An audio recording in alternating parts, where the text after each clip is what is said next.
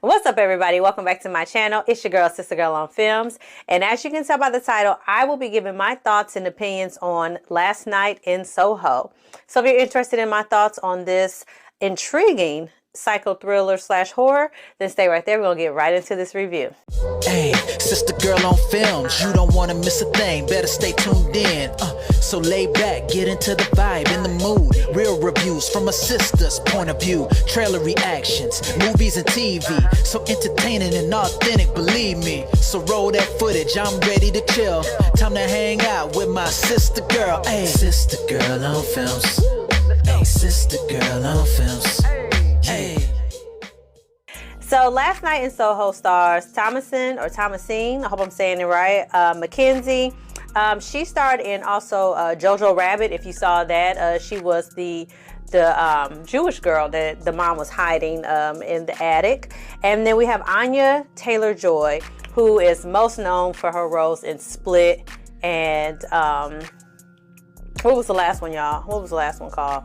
I can't remember, but Split. She was the main character in that one. So Last Night in Soho is about Eloise, or Ellie.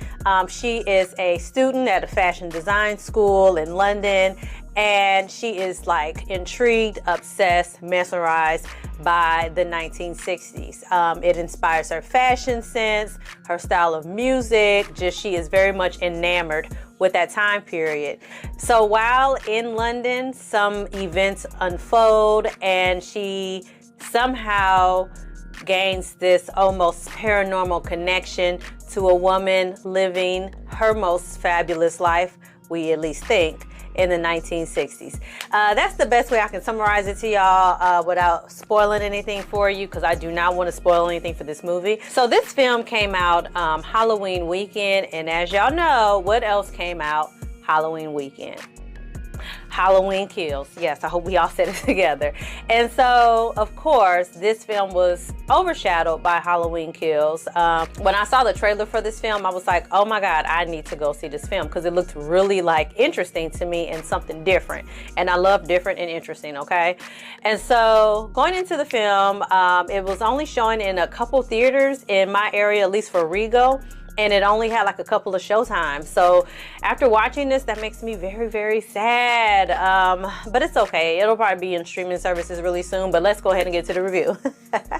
So this film, y'all, I thoroughly enjoyed The Last Night in Soho. The trailer kind of gave one thing of what you think it might be about. But then once you get into the film, it is a totally different ride than what you expected altogether. First and foremost, let me just talk about the cinematography. This movie looks beautiful. The shots of London look beautiful. The use of color, in particular red. Red is a huge color influence throughout the film. It just is done so well, and it's done so effortlessly that I feel like it deserves a second viewing, just for you to kind of see the symbolism that I know is within all the different color choices and the lighting choices. And the red just really gives this feeling of passion, yet rage, yet desire, yet all the things that red symbolizes you get within this film. And I really love the cinematography. Another thing I really liked about this film is something that I don't say about a lot of films, and I think it's because I just don't really notice it, but it is the editing of this film. Y'all, this film, as I was watching it, I kept saying, damn, whoever edited this film did an amazing job. Like, there are scenes that are cut together and switching and swapping out of characters that happen so seamlessly that I had no choice, baby, but to shout out this editor of this film. Whatever notes the director gave, whatever vision the director had for this film, he gave it to the editor, and this editor said, no problem, I got you, hold my beer. Because this film it's just smooth, honey. It is smooth. And if you watch it, you're going to know what I mean. Like, this film, it just visually, with the cinematography, it is appealing with the lights and the use of color, but then also the editing. Now, when I watch films, I'm probably paying attention to the editing a lot more, because this film did what needed to be done. And y'all, let me just add in here that the editor for this film is Paul Mackless, and he is an award-winning, Oscar-nominated editor. He has won multiple awards for his editing in Baby Driver. So y'all, like I said, the editing on this was top-notch. I also really love the performances, in particular from Anya Taylor-Joy. She plays Sandy, who is our figure from the 1960s that we're kind of flashing in between present day and flashbacks with. And she just did an amazing job in this. Something about her was just very like intriguing, yet sultry, yet mysterious, and like the range of emotion she gave us in this performance was just everything that was needed, honestly. And then also Thomasine McKenzie, let me say this, okay? Her character, the main character of Ellie or Eloise, got on my nerves, and I wanted to punch her in the face at least every 5 minutes. And that to me is a sentiment and is attributed to how well she did as an actress. She acted her ass off in this movie, okay? As I sat with the film after I left out of it and kind of just thought about everything, at first I was like, oh, her performance. But then I was like, her performance? Because it really made me just, like you are just, I cannot. And that is a testament to her as an actress, because that means I felt whatever she was giving. That means she brought that character to life for me. And I was so impressed with her performance. It was amazing. Like, performances across the board were just very, very, very good in this film. The storyline was not predictable, okay? Wherever you thought it was gonna go, it didn't. It did not at all. And also just the tone of the film with the score and also again with the lighting, it made you feel uneasy and it made you feel lost and it made you feel discomfort and it made you feel like confused. And I loved it after the fact, but in the midst of it, I was just like, oh, I need to get out of this. But that just means the writing was good, the direction was good, and the film took you on a journey that you probably may not have been prepared for and didn't think you were going to go on, but it was so worth it. A couple of things that I wasn't quite a huge fan of in this film, and these are very small nitpicks, y'all, very small. And again, no spoilers. There is a particular character in this film that we think we know stuff about, but then we kind of don't really know stuff about. And then there's this chain of events that happens near the climax of the film, and there are some accusations that happen, and all of it could have been avoided if our main character had just known that person's name. That's it. And if you've seen this, you know what I'm talking about. It really got under my skin, because I'm like, how does she not know this person's name? How?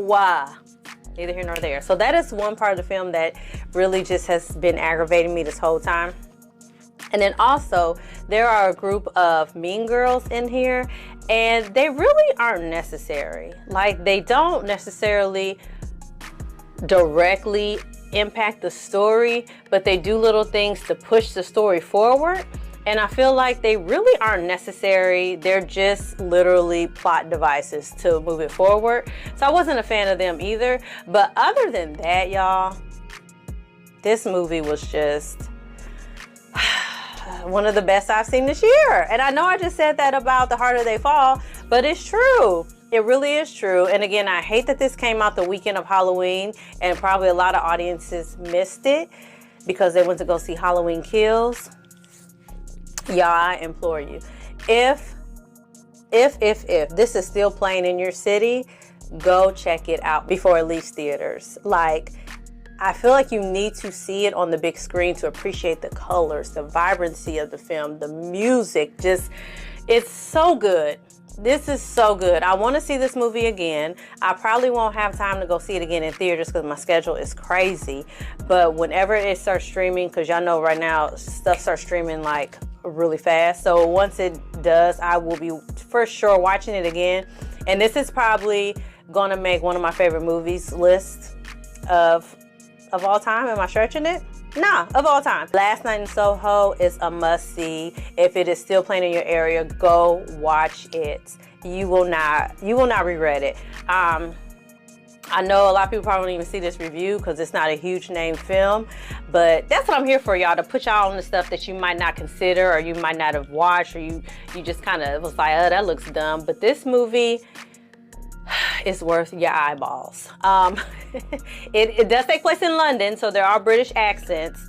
So if you are like me and you first watch a film that has British actors, it takes your ears a second to get adjusted. It took me a second. I was like, well, hold on. Okay, wait a minute, they got British accents. Let my brain adjust so I can understand what's happening.